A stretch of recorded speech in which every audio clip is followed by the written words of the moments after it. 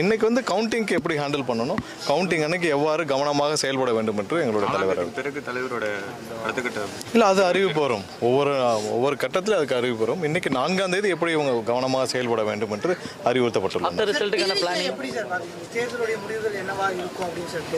இல்லை அதுதான் இல்லை அதுக்கு 4ஆம் தேதி ரிசல்ட்டுக்கு அப்புறம் தான் நம்ம பார்க்க முடியும்.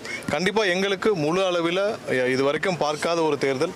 நீங்கள் எல்லாரும் களத்தில் எத்தனையோ தேர்தல் பார்த்துருப்பீங்க. நீங்கள் யாரும் பார்க்காத ஒரு தேர்தல் களமாக இந்த களம் கண்டிப்பாக எல்லாருக்கும் இருந்திருக்கும். யாருனாலையும் கணிக்க முடியாத ஒரு தேர்தல் களமாக இருந்திருக்கும். ஒட்டுமொத்த மக்களும் தமிழக மக்களும் ஆர்வமாக போய் இப்போ பூத்தில் வாக்களித்து தான் ஏதோ அவங்க வீட்டில் ஒரு விழாவோ ஒரு திருவிழா மாதிரி இருந்த ஒரு தேர்தல். கண்டிப்பாக இது ஒரு மாற்றத்திற்கான தேர்தல். களத்தில் முழு அளவில் எல்லாருமே பார்த்தோம். எல்லா அளவில் அப்படி குழந்தைகள்லேருந்து பெரியவர்கள் வரைக்கும் அனைவரும் ஆர்வமாக எதிர்பார்க்கும் ஒரு தேர்தல். கண்டிப்பாக அவர்கள் எதிர்பார்ப்பு என்றைக்கும் பொய்யாகாது. 100% மக்களுடைய எதிர்பார்ப்பு நிறைவேறும். 85% காரணம் வந்து எஸ்ஐஆரா இல்லை டிவிகேயோட இம்பாக்டாக இருக்கும். இல்லை ஓட்டிங் அனாலிசிஸ் நம்ம தனியாக பண்ணிக்கலாம். மக்கள் அனைவரும் எவ்வாறு வாக்களித்தார்கள் நம்ம பேசிக்கலாம். ஏன்னா மக்கள் அனைவரும் எல்லா தரப்பு மக்களும் நீங்கள் திமுக வாக்காளர்களும் எங்களுக்கு வாக்களித்திருக்கார்கள், அதிமுக வாக்காளரும் எங்களுக்கு வாக்களித்தார்கள். ஒட்டுமொத்தமாக தமிழக மக்கள் அனைவரும் மாற்றத்தை விரும்பி வாக்களித்துள்ளனர். அதை நீங்கள் தேர்தல் அன்னைக்கு பார்த்துக்கலாம். நம்ம இந்த மற்ற ஓட்டிங் பேட்டர்ன் அனாலிசிஸ் எல்லாத்தையும் நம்ம அலசிட்டு இருக்க வேண்டிய அவசியம் இல்லை. நம்ம 4ஆம் தேதி ரிசல்ட் வரப்போ அதை பார்த்து நம்ம கண்டிப்பாக என்ன அன்னைக்கு நடந்திருக்கோ அதை தெரிஞ்சுக்கலாம். வேறு ஏதாவது கேள்வி வாக்குச்சாவடி மையங்களில் வந்து பல்வேறு நிர்வாகிகளிடையே மோதல் ஏற்பட்டது. இந்த தலைவர் கவனத்துக்கு கொண்டு போயிருக்கீங்களா? இல்லை கண்டிப்பாக கொண்டு போயிருக்கோம். எங்கெங்கெல்லாம் அந்த மாதிரியான சூழ்நிலை இருக்கோ அதை வந்து நாங்கள் அங்கே டிஜிபிக்கும் தேர்தல் ஆணையத்துக்கும் கொடுத்துருக்கோம். கூடுதலாக எங்களுடைய நிர்வாகிகளுக்கு பாதுகாப்பு என்னன்னு கேட்டிருக்கோம். சைதாப்பேட் முக்கியமாக சைதாப்பேட்டு அப்புறம் கேவி குப்பம் போன்ற ஏரியாவில் எங்களுடைய நிர்வாகிகளுக்கு கூடுதல் பாதுகாப்பு என்னன்னு கேட்டிருக்கோம்.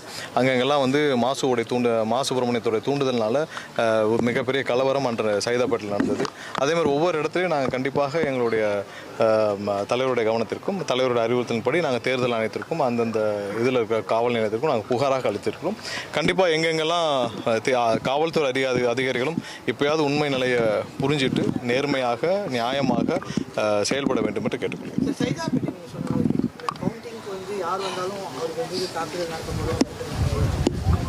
இல்லை கண்டிப்பாக எங்களுக்கும் அந்த செய்தி வந்தது. அதாவது சைதாப்பேட்டில் எங்களுடைய நிர்வாகிகளை தாக்க மா சுப்பிரமணியம் வந்து பல ரவுடிகளை ஏற்பாடு செய்திருப்பதாகவும் அங்கே கவுண்டிங்கு வரும் எங்களுடைய நிர்வாகிகள் தாக்கப்படும் சூழ்நிலை இருப்பதாகவும் அதற்காக நாங்கள் புகாரும் அமைச்சிருக்கிறோம். கண்டிப்பாக நாங்கள் தேர்தல் ஆணையம் தனியாக ஒரு புகார் அளிக்கவும் உள்ளோம்.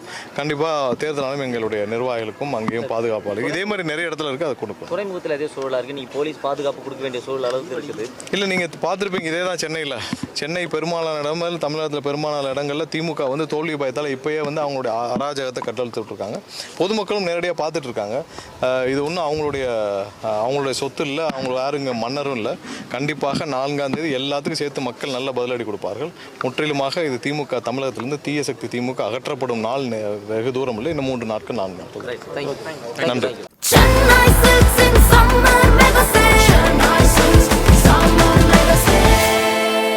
The Chennai Silks in Mega Summer Sale.